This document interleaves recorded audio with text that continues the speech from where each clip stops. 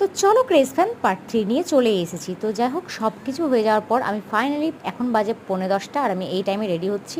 বেশি কিছু করব না, নর্মালি সেজে নেব, শাড়ি পরে নিয়েছি, রেডিও হয়ে গেছি, ফাইনালি বন্ধুদের সাথে ঘুরতে বেরোচ্ছি।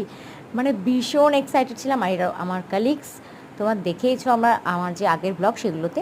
তো যাই, এরপর এগিয়ে পড়েছিলাম মন্দিরের জায়গায়। তারপর দেখলাম যে আমাদের বাড়ির মানে মন্দিরের আশেপাশে আর কি একটু ছোট্ট করে মেলা বসে, তো ওখানে বসে পড়েছিলাম। আর এখানে নৌকো এসেছিলো, তাই এই নৌকো রাইডে চড়বো না তাই কখনো হয়, বাট এটা আমার first and last experience guys.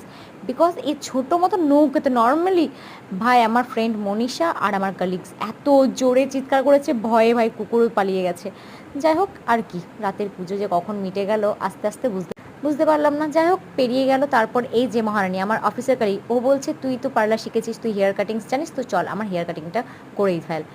ওকে আমি বললাম ভাই এত লম্বা লম্বা চুল প্লিজ ছোট করিস না। লিটারালি আমার আরেকটা কালিগস চোখে জল বের করছে ভিডিও করতে করতে যে তুই কাটিস না ভাই এত লম্বা লম্বা চুল। ও জোর করে না ভাই আমি কাটবই। তো তোমরা জানাও